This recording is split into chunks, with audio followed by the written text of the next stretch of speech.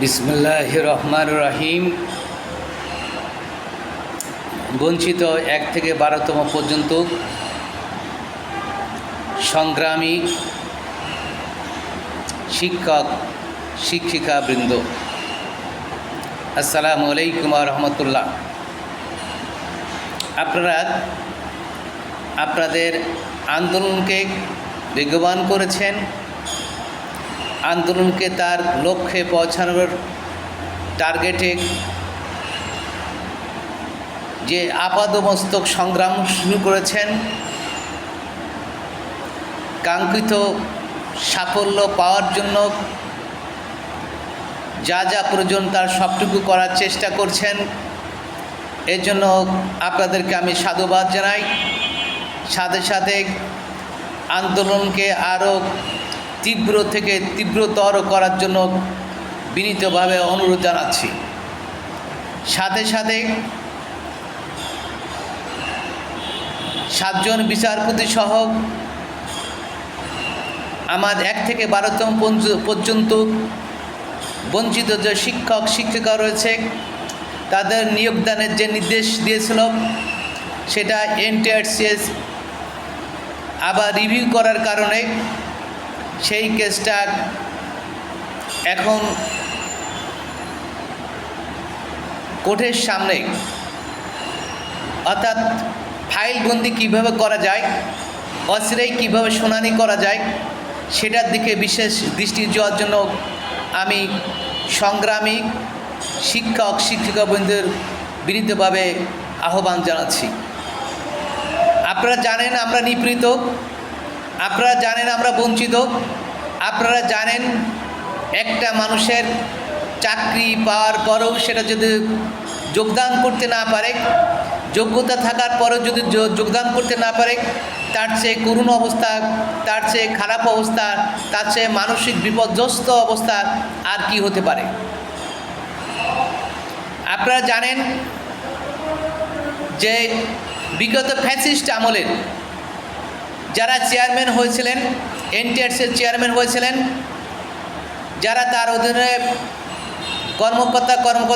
কর্মচারী ছিলেন, তারা সবাই দুর্নীতিগ্রস্ত এবং তারা দুর্নীতির মাধ্যমে কোটি কোটি টাকা হাতিয়ে নিয়েছে। আরেকটা জিনিস আপনাদেরকে অবগত বিনীতভাবে জানাচ্ছি যে একজন হাজার হাজার অ্যাপ্লিকেশন করে টাকা জমা দিচ্ছে সরকারের খাতে, সরকার তাদেরকে চাকরি দেয়নি এবং 35 বলে তাদেরকে বঞ্চিত করেছে। তাদের প্রত্যেকের নামের আগে পরে রিজেক্ট লেখা রয়েছে। আমি এই ক্ষেত্রে বলতে চাই যে আমার সাবজেক্ট ছিল ইংরেজি সাবজেক্টে আমি 56 পাওয়ার পরেও 3 টার্মে আমার চাকরি হয়নি, 3টা অ্যাপ্লিকেশন করার পরে আমার চাকরি হয়নি।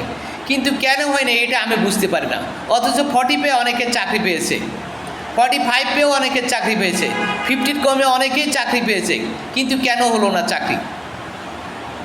এই দুর্নীতিগ্রস্ত এনটিআরসির বিরুদ্ধে দুর্বার আন্দোলন গড়ে তুলতে হবে এবং 26শে জুলাইয়ের পরে বাংলাদেশে এমন একটা সরকার চাই, এমন একটা জাতি আমরা হতে চাই যেখানে কোনো বৈষম্য থাকবে না, যেখানে মানুষের যোগ্যতার ভিত্তিতে চাকরি পেতে পারে, যেখানে মানুষের হালাল উপায় ইনকামের সঠিক সোর্স পেতে পারে এবং সেই সোর্স দিয়ে তারা যেন তাদের পরিবারকে নিয়ে সুন্দরভাবে জীবনযাপন করতে পারে, সেই ব্যবস্থা যেন হয়। এই জন্য আল্লাহর কাছে দোয়া কামনা করি, আল্লাহ যেন সেই ব্যবস্থা করে দেন, আমিন।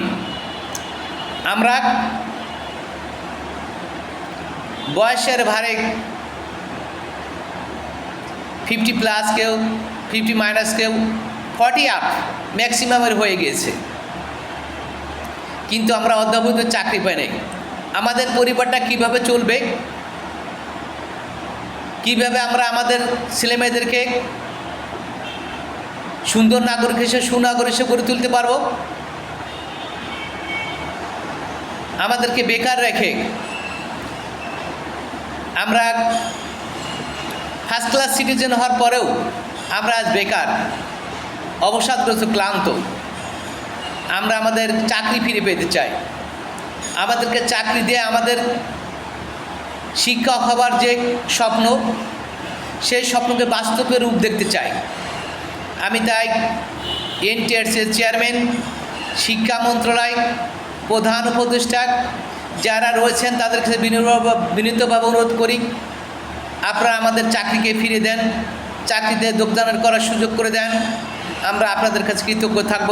সর্বোপরি আল্লাহ যেন আমাদের সহায় হন, সেই কামনা করে আমি আমার কথা শেষ করছি এবং আন্দোলনকে আরও বেগবান করে কাঙ্ক্ষিত লক্ষ্যে যেন আমরা পৌঁছতে পারি, সেই লক্ষ্যে আরও আন্দোলন দুর্বার করা হোক, আরও বেগবান করা হোক, আমরা যেন সাফল্য পাই, সেই কামনা করে আমার কথা শেষ করছি। আল্লাহ হাফেজ।